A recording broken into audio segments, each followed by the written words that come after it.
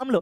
और खाने वाला सोडा जब मिल जाता है, खाने वाला सोडा और टार्ट्रिक एसिड को जब मिला देते हैं तो उसको बेकिंग पाउडर के नाम से जानते हैं। ये भी आप याद कर लीजिएगा, बेकिंग पाउडर और बेकिंग सोडा अलग अलग चीजें हैं। ठीक है, बेकिंग पाउडर किससे मिलकर बनता है? दो चीजों से मिलकर बनता है भाई, टार्ट्रिक एसिड एसिड और इधर से आपका हो जाएगा खाने वाला सोडा। खाने वाला सोडा जिसे मीठा सोडा के नाम से भी जाना जाता है, खाने वाला सोडा कहते हैं, इसको पाक सोडा के नाम से भी जाना जाता है। तो चलिए बढ़ते हैं अगले क्वेश्चन की ओर। अगला क्वेश्चन ये रहा, असंतृप्त। तू पढ़ ले रे बालक, टाइम कम है रे, टाइम कम है एग्जाम का ये जान ले रे, जो क्वेश्चन मैं बताया वो तू कर ले रे, एग्जाम में ये आ रहा, चैनल एडू फाइबर को तू सब्सक्राइब कर ले, यहाँ सब कुछ मिलेगा, हो तुम्हें जिसकी जरूरत, चाहे मैथ हो या साइंस, सोशल साइंस हो या इंग्लिश, चाहे संस्कृत हो या हिंदी भाषी, यहाँ सब कुछ मिलेगा, जो तू चाहे तू पढ़ ले रे बालक, टाइम कम है रे। हेलो दोस्तों, सभी को मेरा प्यार भरा जोहार। तो कैसे हैं आप? आशा करता हूँ अच्छे होंगे, स्वस्थ होंगे, मस्त होंगे और बिल्कुल ही टना टन होंगे। तो आज मैं आप सबके लिए लेकर आया हूँ बहुत ही महत्वपूर्ण जेएसएससी के लिए स्पेशल क्लास, जिसमें आज मैं आपको बताने वाला हूँ केमिस्ट्री। केमिस्ट्री का बहुत ही इंपॉर्टेंट एनसीईआरटी का एकदम छाट छाट कर आपके लिए स्पेशल क्वेश्चंस बना के लाया हूं प्रैक्टिस सेट के लिए। तो चलिए देखते हैं, और आपको बताना है इस प्रैक्टिस सेट में आपका 20 में से कितना मार्क्स उठता है, जरूर कमेंट करके बताइएगा। एनसीईआरटी का छाट छाट के लाया हूं जो हर बार एग्जाम में पूछे जाते हैं। तो चलिए देखते हैं पहला क्वेश्चन। तो ये रहा पहला क्वेश्चन मेरे प्यारे मित्रों, देख सकते हैं ऑक्सीजन के दो परमाणुओं के बीच कितने आबंध बनते हैं? ऑक्सीजन के दो परमाणु, ऑक्सीजन का दो परमाणु उठा लेते हैं भाई, ये ऑक्सीजन का दो परमाणु ले लिए, इसके बीच में कितना आबंध होता है, बॉन्ड कितना बनता है, इसके बारे में हमें पूछा गया है। तो जब हम इसमें बॉन्ड देखते हैं तो भाई बॉन्ड कितना दिखाई देता है? दो बॉन्ड। तो यानी हम कह सकते हैं ये द्विआबंध बनाता है, यानी डबल बॉन्ड। इसको हम लोग इंग्लिश में कहते हैं डबल बॉन्ड के नाम से जानते हैं। तो ये हो जाएगा डबल बॉन्ड। अब बात करते हैं ये बॉन्ड कैसे बनता है। तो बॉन्ड को अगर आपको समझना है, बॉन्ड को अगर आपको समझना है तो बॉन्ड के लिए देखिए आपको संयोजकता के बारे में जानकारी रखना पड़ेगा। ठीक है, संयोजकता यानी वैलेंसी। जब किसी हम तत्व का वैलेंसी को चेक करते हैं, जैसे नाइट्रोजन हो गया, कार्बन हो जाएगा, आप कोई भी ले सकते हैं, हाइड्रोजन ले सकते हैं, तो आप देखिए कौन से नंबर पे ये पाए जाते हैं। तो जब हम देखते हैं इनका परमाणु संख्या यानी एटॉमिक नंबर, तो ऑक्सीजन भाई 8 नंबर पे होता है, नाइट्रोजन 7 नंबर पे होता है, कार्बन 6 नंबर पे होता है, हाइड्रोजन 1 नंबर पे होता है। तो जब हम इसका इलेक्ट्रॉनिक विन्यास देखते हैं तो 2,6 दिखाई देता है, और ये दिखाई देता है 2,5, ये दिखाई देता है 2,4, और ये बेचारा 1 दिखाई देता है। लास्ट कक्षा में हमें क्या बनाना पड़ता है? ऑक्टेट बनाना पड़ता है, हमें अष्टक को पूरा करना पड़ता है, ऑक्टेट रूल को यहाँ पे फॉलो करना पड़ता है। तो इसको 8 बनाने के लिए कितना इलेक्ट्रॉन चाहिए? 2। तो जितना इलेक्ट्रॉन चाहिए उतना ही आबंध होता है। ठीक है, उतना ही हमें आबंध की जरूरत होती है, यानी 2 इसको चाहिए। वैलेंसी इसका 2 है, इसीलिए इसका क्या हो जाएगा? आबंध कितना हो जाएगा? 2। यानी ऑक्सीजन के साथ क्या होता है? डबल बॉन्ड होता है। कार्बन नाइट्रोजन का अगर देखते हैं तो इसको अष्टक पूरा करने के लिए कितने इलेक्ट्रॉन की आवश्यकता होती है? 3। यानी नाइट्रोजन को हम जब देखेंगे तो उसमें कितना बॉन्ड लगा होता है? 3 बॉन्ड लगा होता है। अगर हम कार्बन का बात करते हैं, इसको 8 बनाने के लिए कितना चाहिए भाई? 4 चाहिए। तो इसीलिए कार्बन का कितना बॉन्ड होता है? 4 बॉन्ड होता है। तो देखिए आप कार्बन का 4 बॉन्ड देख सकते हैं। इसके बाद जब हम हाइड्रोजन का बात करते हैं, बेचारा हाइड्रोजन अकेले है, इसके बीच में सिर्फ 1 ही बॉन्ड होता है। तो इस तरह से हम कह सकते हैं कि कोई भी तत्व क्यों ना हो, उस तत्व का अगर हमें आबंध बोला जाए तो हम क्या करेंगे? हम उसकी संयोजकता निकालेंगे। संयोजकता से पता लग जाता है कि उसमें कितना आबंध होता है। और अगर बिंदु संरचना पूछा जाए प्यारे मित्रों, बिंदु संरचना जिसे हम डॉट स्ट्रक्चर के नाम से जानते हैं, डॉट स्ट्रक्चर। तो डॉट स्ट्रक्चर के बारे में जब बोला जाए तो हम क्या करते हैं? डॉट में जितना लास्ट में है, लास्ट कक्षा में जितना इलेक्ट्रॉन, जैसे ऑक्सीजन का लास्ट कक्षा में 6 है ना, तो क्या करना? ऑक्सीजन लिखना है और भाई यहाँ पे 6 गो बिंदु दे देना है। कई गो बिंदु देना है? 6 गो। 6 गो बिंदु दे देंगे, किसी भी आधार पे आप दे सकते हैं। हम नीचे देखिए ये 4 गो और यहाँ पे 2 गो, तो 6 गो हो गया। नाइट्रोजन का जब हम बात करते हैं, नाइट्रोजन का देखिए 5 है, तो यहाँ पे 3 हो जाएगा, यहाँ पे 2 हो जाएगा। अब किसी भी आधार पे दे सकते हैं। हाइड्रोजन का बात करते हैं तो डॉट स्ट्रक्चर यानी बिंदु संरचना में एक ही बिंदु देते हैं। इस तरह से हम लोग बनाएंगे। तो चलिए बढ़ते हैं अगले क्वेश्चन की ओर। अगला क्वेश्चन ये रहा बोर्डवा पे, आप देख सकते हैं संगमरमर का रासायनिक सूत्र। संगमरमर का रासायनिक सूत्र पूछा गया है। क्या वो कैल्शियम ऑक्साइड होता है, कि कैल्शियम हाइड्रोक्साइड होता है, क्या वो कैल्शियम कार्बोनेट होता है, कि कोई नहीं होता है? भाई हम लोग जानते हैं ये संगमरमर क्या होता है, ये चूना पत्थर का ही इस्तेमाल है इसमें। तो हम कह सकते हैं कि ये जो फॉर्मूला CaCO3 है, कैल्शियम कार्बोनेट, यानी संगमरमर के भीतर कौन सा फॉर्मूला मिलता है? कैल्शियम कार्बोनेट देखने को मिलता है। तो चलिए देखते हैं अगले क्वेश्चन को। अगला क्वेश्चन है एल्केन्स का रासायनिक सूत्र है। देखिए ये एल्केन्स जो है, इसका रासायनिक सूत्र अगर पूछा जाए तो इसका हो जाता है भाई CnH2n+2 होता है। एल्काइन का अगर पूछा जाए तो एल्काइन का होता है CnH2n-2, और एल्किन का बोला जाए तो ये होता है एल्किन का, ये होता है प्यारे मित्रों एल्किन, और ये होता है एल्काइन का, एल्काइन, और ये होता है एल्किन। ठीक है, इन सब को कहा जाता है, इन सब को हम लोग कहते हैं, क्या कहते हैं भाई? इन सब को कहते हैं हाइड्रोकार्बन। हाइड्रोकार्बन के नाम से जानते हैं। और ये हाइड्रोकार्बन 2 तरह के होते हैं, एक होता है संतृप्त और दूसरा होता है असंतृप्त। इंग्लिश में हम लोग इसको सैचुरेटेड, इसको अनसैचुरेटेड के नाम से जानते हैं। ये होता है सैचुरेटेड और ये होता है अनसैचुरेटेड। रेटेड हाइड्रोकार्बन के नाम से जानते हैं। इसके भीतर सिर्फ एल्केन पाया जाता है, एल्केन, यानी जो फॉर्मूला है CnH2n+2 इसके भीतर पाया जाता है।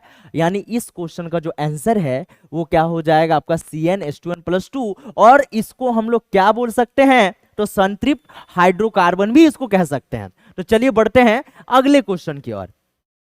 अगला क्वेश्चन ये रहा, निम्न में से कौन सा उपधातु है? हमें किसके बारे में पूछा गया? उपधातु यानी मेटालॉइड्स के बारे में पूछा गया है। क्या Zn उपधातु है, क्या कैल्शियम उपधातु है, क्या जर्मेनियम उपधातु है, कि कार्बन उपधातु है?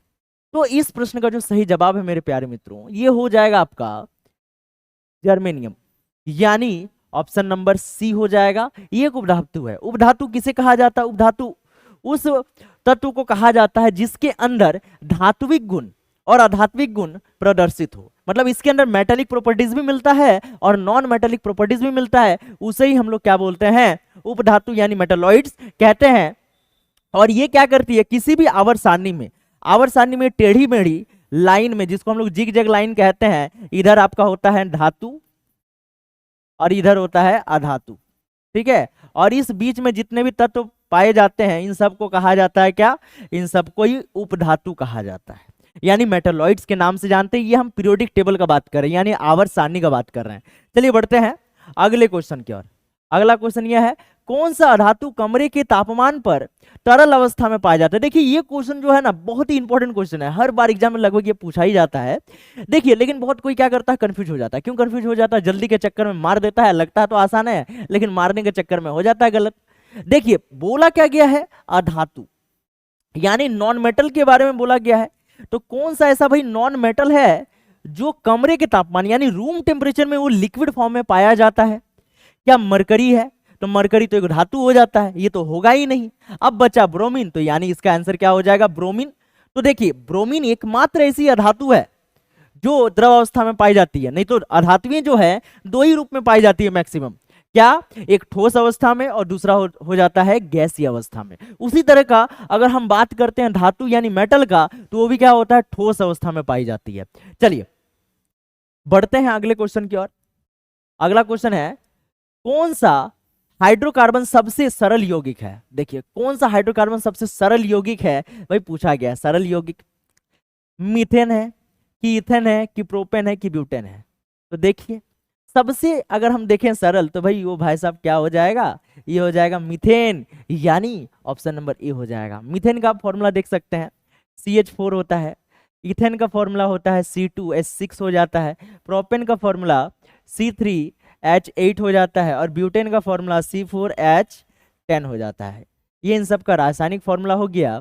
ठीक है, और ये सबको हम IUPAC नेम भी कहते हैं।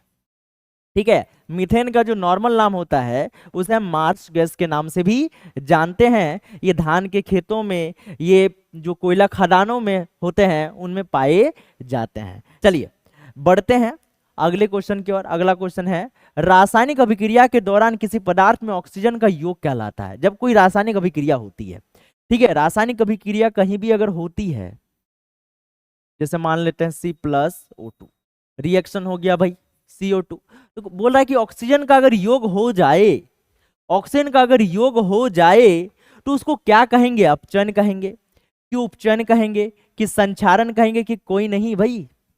तो इस प्रश्न का जो सही जवाब प्यारे मित्रों वो हो जाएगा उपचयन। ठीक है, और ये उपचयन का मतलब क्या होता है कि जिस अभिक्रिया में ऑक्सीजन का योग होता है और हाइड्रोजन का ह्रास होता है उसे हम क्या कहते हैं? उपचयन अभिक्रिया यानी ऑक्सीडेशन रिएक्शन के नाम से जानते हैं। तो चलिए बढ़ते हैं अगले क्वेश्चन की ओर। दांतों को साफ करने के लिए दंत मंजन प्राय होता है। दांतों को हम लोग साफ करते हैं, दंत मंजन का प्रयोग आजकल तो ज्यादातर टूथपेस्ट का प्रयोग होता है, तो पहले के जमाने में हम लोग करते थे भाई दंत मंजन का प्रयोग। ठीक है, डाबर लाल दंत मंजन। आप में से कौन कौन डाबर लाल दंत मंजन का प्रयोग किए? जो टीना का डब्बा में आता था, एक व्हाइट कलर का आता था, एक लाल कलर का आता था। ठीक है, तो कौन कौन लाल कलर वाला दंत मंजन से और या व्हाइट कलर वाला दंत मंजन से मुंह साफ किए हैं, जरूर कमेंट करके बताइए। ठीक है, चलिए देखते हैं।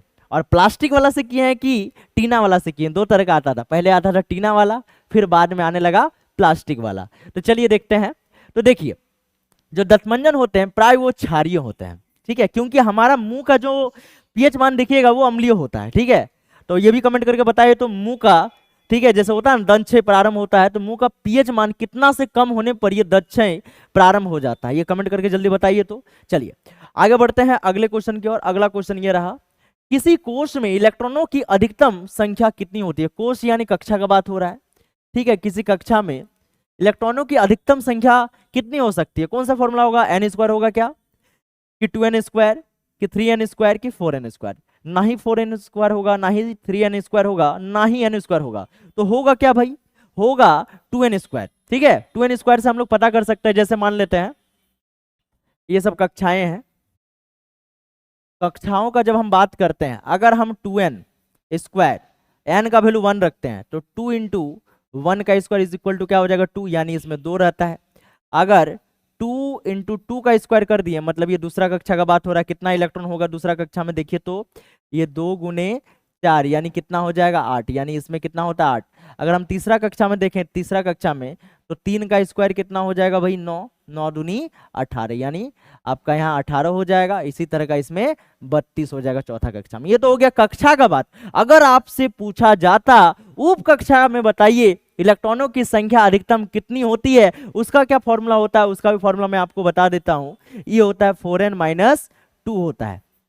अब 4n-2 जैसे ये जो कक्षाएं हैं ये जनरली कहलाते हैं KLMN के नाम से। K में 2 होता है, L में 8 होता है, ठीक है, M में 18 होता है, N में 32 होता है। तो 2, 8, 18, 32 होता है।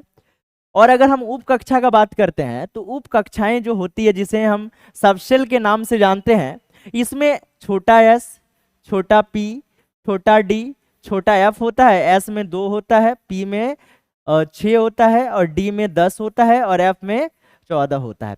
तो कैसे बढ़ता है भाई? इसका क्या फॉर्मूला है? तो इसका फॉर्मूला होता है 4n-2। अब देख सकते हैं अगर n का वैल्यू 1 रखते हैं, यानी s का बात कर रहे हैं, तो ये कितना हो जाएगा? 2 हो जाएगा। अगर n का वैल्यू 2 रखते हैं तो 4 इंटू 2, तो ये 8-2 यानी कितना हो जाता है? 6। तो इस तरह से आप कह सकते हैं, ठीक है, कि 4n-2 जो फॉर्मूला होता है वो उप कक्षा के भीतर कितने इलेक्ट्रॉन रखते हैं उनको निकालने का ये सूत्र होता है। तो आपको याद कर लेना है, और साथ ही साथ ये भी बताना आपको ये वीडियो कैसा लग रहा है। वीडियो अगर अच्छा लग रहा होगा तो वीडियो को जरूर लाइक कर दीजिए और अपने दोस्तों तक जरूर शेयर कीजिए, और चैनल में पहली बार आए होंगे तो चैनल को जरूर सब्सक्राइब करके जाइए। चलिए देखते हैं आगे। अगला क्वेश्चन है, निम्न में से किस धातु का गलनांक सबसे कम होता है? गलनांक यानी बात हो रहा है मेल्टिंग पॉइंट का। तो मेल्टिंग पॉइंट भाई सबसे कम किसका होगा, इसके बारे में पूछा गया है। क्या एल्यूमिनियम का होगा, क्या सोडियम का होगा, कि कॉपर का होगा, कि आपका लोहा यानी आयरन का होगा? तो बताइए तो सबसे कम, सबसे जल्दी कौन होगा तो लोहा तो थोड़ा सा अधिकतम हो जाता है, कॉपर भी अधिक हो जाएगा, एल्यूमिनियम और यहाँ पे सोडियम का बात हो रहा है। तो हम जानते हैं कि ये जो सोडियम है ना, ये सोडियम को आसानी से चाकू से काट सकते हैं। जब चाकू से काट सकते हैं तो सोच सकते हैं भाई ये कमजोर है, कोमल है, जो कोमल होता है वो जल्दी पिघल जाता है, यानी इस प्रश्न का जो उत्तर होगा वो हो जाएगा आपका सोडियम हो जाएगा। चलिए बढ़ते हैं अगले क्वेश्चन की ओर। धोबिया सोडा का रासायनिक सूत्र क्या है? भाई धोबिया नाम आप सुने होंगे, ठीक है, अब धोबिया का मतलब वो नहीं समझ लीजिए। देखिए यहाँ पे धोबिया सोडा का अर्थ होता है धोने वाला सोडा। क्या बोलते हैं? धोने वाला सोडा कहते हैं, धोने वाला सोडा, या इसको धवन सोडा के नाम से भी जाना जाता है, धवन सोडा भी हम लोग कहते हैं, ठीक है, या इसको बोला जाता है वॉशिंग सोडा इंग्लिश में। तो इसका फॉर्मूला क्या होता है भाई? इसका फॉर्मूला होता है Na2CO3 इंटू 10:2, यानी ऑप्शन नंबर बी हो जाएगा। चलिए बढ़ते हैं अगले क्वेश्चन की ओर। अब जैसे धोने वाला सोडा होता है उस तरह का खाने वाला सोडा भी होता है, जरा कमेंट करके बताइए तो खाने वाला सोडा का सूत्र किनको किनको याद है। चलिए देखते हैं अगला क्वेश्चन। आधुनिक आवर्त सारणी नियम के अनुसार तत्वों के गुणधर्म निम्नलिखित में से किसके आवर्त फलन होते हैं? देखिए जब हम आवर्त सारणी का बात करते हैं तो उनमें कुछ नियम हम लोग को देखना पड़ता है। सबसे पहले आता है डोबे-राइनर का त्रिक नियम, जिसको ट्राइड्स कह सकते हैं। उसके बाद आता है न्यूलैंड्स का अष्टक का नियम, फिर उसके बाद आता है मेंडलीव का नियम, फिर उसके बाद आधुनिक आवर्त सारणी जिसे हम मोसले का नियम भी कह सकते हैं। तो इसमें किसके बारे में, इसका जो परिभाषा है किस पे आधारित है? परमाणु क्रमांक पे आधारित है कि परमाणु द्रव्यमान के आधार पे है? देखिए दो ही होता है, आप चाहे डोबे-राइनर का लीजिए, चाहे न्यूलैंड्स का लीजिए, चाहे मेंडलीव का लीजिए, उनमें एक चीज कॉमन है, उनका जो परिभाषा वो एक तरह का है। क्या किया गया है? उसमें बढ़ते हुए परमाणु द्रव्यमान के आधार पे सजाया गया है, जबकि आधुनिक आवर्त सारणी उसका विपरीत है, यहाँ पे बढ़ते हुए परमाणु क्रमांक के आधार पे यानी इंक्रीजिंग एटॉमिक नंबर के आधार पे बताया गया है। तो इस प्रश्न का जो सही उत्तर है प्यारे मित्रों वो हो जाएगा आपका परमाणु संख्या के, यानी ऑप्शन नंबर बी हो जाएगा। तो चलिए बढ़ते हैं अगले क्वेश्चन की ओर। आधुनिक आवर्त सारणी की क्षैतिज कतारें निम्नलिखित में से क्या कहलाती है? आधुनिक आवर्त सारणी जब हम लोग देखते हैं तो इस तरह का जो क्षैतिज कतारें होती है, ठीक है, पहला दिखिएगा आपको हाइड्रोजन होगा, हीलियम होगा, हलीना, ठीक है, हलीना, हलीना करे, हलीना करे, रब से फरियाद, ठीक है, ये होता है पहला ग्रुप को याद करने का ट्रिक। हाइड्रोजन हो जाएगा, लिथियम हो जाएगा, सोडियम हो जाएगा। तो इसमें जो क्षैतिज कतारें होती हैं इन्हें क्या कहते हैं? तो दो ही नाम से जाना जाता है, या तो समूह के नाम से जाना जाता है या तो उन्हें हम आवर्त कहते हैं। तो ये क्षैतिज कतारों को यहाँ पे आवर्त के नाम से यानी पीरियड के नाम से हम लोग जानते हैं। और इन आवर्तों की संख्या जो होती है वो 7 होती है, ठीक है, कितनी होती है? 7 होती है आधुनिक का। और यहाँ पे इसी का ही बात किया जा रहा है, यानी क्षैतिज आवर्त। अब यहाँ पे एक चीज समझिए, आवर्त में कितने तत्वों को रखा जाता है? अगर सातों आवर्त को देखते हैं तो पहला आवर्त में 2 होता है, दूसरा में आपका 8 हो जाएगा। देखिए पहला में 2, दूसरा में 2 8, तीसरा में 2 8 8, चौथा में 2 8 8 18, पांचवा में 2 8 18 18, फिर अगर हम आगे देखें तो 2 8 18 18 32, ऐसे करके लास्ट वाला में जब हम लोग चलते हैं तो 2 8 8 18 18 32 32, यानी इन सब को जोड़ के देखिएगा तो आपका 118 हो जाएगा और ये कंप्लीट होता है। सबसे बड़ी आवर्त क्या कहलाती है? तो छठी आवर्त, ठीक है, छठी आवर्त को सबसे बड़ी आवर्त के नाम से जाने या जानी जाती है। आपको ये याद करके रख लेना, छठी सबसे बड़ी होती है। चलिए बढ़ते हैं अगले क्वेश्चन की ओर। अगला क्वेश्चन ये रहा, क्वेश्चन नंबर 14। लोहे के फ्राइंग पैन के जंग से बचाने के लिए निम्न में से कौन सी विधि उपयुक्त है? ठीक है, देखिए लोहे का फ्राइंग पैन जंग से बचाना, ग्रीज लगाकर कि पेंट लगाकर कि जिंक की परत चढ़ाकर? भाई जंग से तो तीनों से बचा सकते हैं ना, यानी इनमें से सभी हो जाएगा। चलिए बढ़ते हैं अगले क्वेश्चन की ओर। निम्नलिखित में से किस धातु को चाकू से आसानी से काट सकते हैं? भाई जो नरम होगा, कोमल होगा, उसी को ना काट सकते हैं, यानी एल्यूमिनियम की, सोडियम की, मैग्नीशियम की, कॉपर? कौन है भाई सबसे नरम? तो सबसे नरम है सोडियम, यानी ऑप्शन नंबर बी हो जाएगा। चलिए बढ़ते हैं अगले क्वेश्चन की ओर। निम्नलिखित में से कौन सा गैस चूने के पानी को दूधिया कर देता है? चूने के पानी को दूधिया, चूना तो पहले से सफेद होता है और दूधिया कर देता है। ये भी बहुत इंपॉर्टेंट क्वेश्चन है और इसका जो आंसर होगा प्यारे मित्रों हो जाएगा कार्बन डाइऑक्साइड, यानी CO2 हो जाएगा। चलिए बढ़ते हैं अगले क्वेश्चन की ओर। टार्ट्रिक अम्ल निम्नलिखित में से किस में पाया जाता है? टार्ट्रिक अम्ल का बात किया जा रहा है क्या टमाटर में? तो टमाटर में पता है ऑक्जेलिक अम्ल पाया जाता है, संतरा में सिट्रिक अम्ल पाया जाता है, सिरका में एसिटिक अम्ल पाया जाता है, इसका मतलब इमली में क्या पाया जाएगा, तो इमली में टार्ट्रिक अम्ल पाया जाता है। और टार्ट्रिक अम्ल और खाने वाला सोडा जब मिल जाता है, खाने वाला सोडा और टार्ट्रिक एसिड को जब मिला देते हैं तो उसको बेकिंग पाउडर के नाम से जानते हैं। ये भी आप याद कर लीजिएगा, बेकिंग पाउडर और बेकिंग सोडा अलग अलग चीजें हैं, ठीक है। बेकिंग पाउडर किससे मिलकर बनता है, दो चीजों से मिलकर बनता है भाई, टार्ट्रिक एसिड और इधर से आपका हो जाएगा खाने वाला सोडा, खाने वाला सोडा जिसे मीठा सोडा के नाम से भी जाना जाता है, खाने वाला सोडा कहते हैं, इसको पाक सोडा के नाम से भी जाना जाता है। तो चलिए बढ़ते हैं अगले क्वेश्चन की और अगला क्वेश्चन ये रहा, असंतृप्त हाइड्रोकार्बन जिनमें कार्बन कार्बन परमाणुओं के बीच त्रिआबंध होते हैं वे कहलाते हैं। देखिए कार्बन कार्बन के बीच अगर 3 गो आबंध होता है, कार्बन कार्बन के बीच 1 गो आबंध होता है, कार्बन कार्बन के बीच 2 गो आबंध होता है, यानी डबल बॉन्ड होता है, इन सब का क्या है, अलग अलग नाम है। जैसे 3 आबंध होता है तो इसको बोलते हैं एल्काइन, जैसे इस प्रश्न का उत्तर हो जाएगा एल्काइन। अगर सिंगल बॉन्ड हो तो एल्केन कहते हैं, और डबल बॉन्ड हो तो उसको एल्किन के नाम से जाना जाता है, इसका फॉर्मूला भी होता है। चलिए बढ़ते हैं अगले क्वेश्चन की ओर, एथेनॉल के क्रियाशील मूलक को का सूत्र क्या है। एथेनॉल, एथेनॉल यानी ये अल्कोहल ग्रुप का पार्टी है।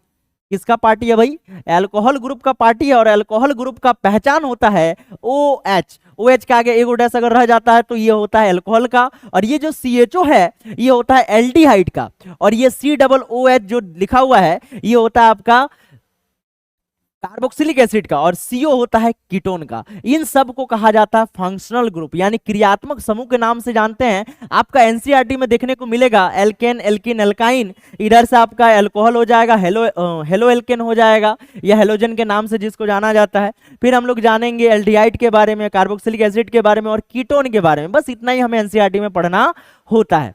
चलिए बढ़ते हैं अगले क्वेश्चन की ओर। अगला क्वेश्चन है, जब किसी अभिक्रिया के समय किसी पदार्थ में ऑक्सीजन की वृद्धि होती है तो निम्नलिखित में से क्या कहा जाता है। ऑक्सीजन की जब वृद्धि होगी तो उपचयन कहलाएगा। चलिए तो आपको बताना प्यारे मित्रों, ये जो सेशन है आपको कैसा लगा। सेशन अगर अच्छा लगा होगा तो वीडियो को जरूर लाइक कर दीजिएगा, और चैनल में पहली बार आए तो चैनल को जरूर सब्सक्राइब करके जाएगा। तब तक के लिए मिलते हैं नेक्स्ट वीडियो में। जय हिंद, वंदे मातरम।